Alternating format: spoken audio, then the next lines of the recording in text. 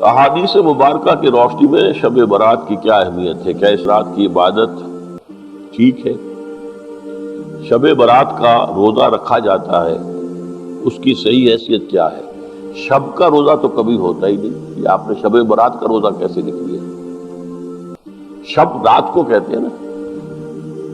شب برات جو ہے اس کو کہا گیا ہے اس لیے کہ ان کا خیال ہے کہ اس رات میں اللہ تعالیٰ بہت سے لوگوں کو اس کا کو بخشتا ہے۔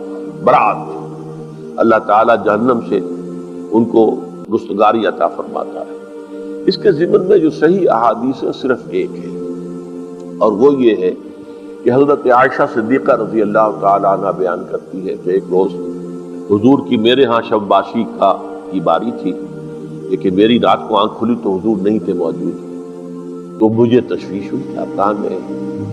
تو میں ڈھونڈتی ہوئی وہ یا کسی اور کو آپ نے بھیجا، بہرحال مجھے پوری تفصیل یاد نہیں ہے، تو معلوم ہوا کہ آپ جنت البقیع میں گئے ہوئے ہیں اور وہاں پر استغفار کر رہے ہیں اللہ سے، اور تمام جو بھی وہاں پر مردے دفن ہیں ان کے لیے مغفرت کی دعا کر رہے ہیں۔ بس یہ ثابت ہے۔ باقی اب اس میں جو ہے ہندوؤں سے ہم نے مانگ لی دیوالی، تو وہ دیوالی جو ہے وہ روشنی کی جا رہی ہے اور بتیاں جلائی جا رہی ہیں، تو مختلف لوگوں سے ہم نے بورو کی ہیں چیزیں، جیسے عید میلاد النبی ہے وہ ہم نے کرسچن سے بورو کر لی، یا شیعوں کے تعزیوں کا توڑ کرنے کے لیے ہم نے بات بنا لی۔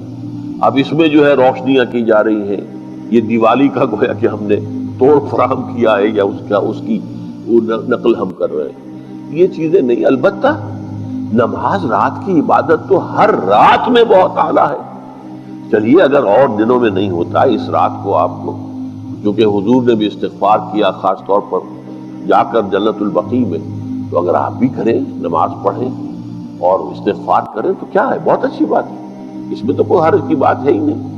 لیکن اسے کوئی تہوار کی طرح منانا، پٹاخے چھوڑنا اور جو ہے وہ روشنی کرنا، یہ بھارت صحیح نہیں ہے۔ روزہ بھی چونکہ 15ویں شب ہوتی ہے، 15واں دن ہوتا ہے، پھر اس اعتبار سے حضور کے معمولات میں تھا کہ آپ ہر مہینے کی 13، 14، 15 تاریخوں میں روزہ رکھتے تھے۔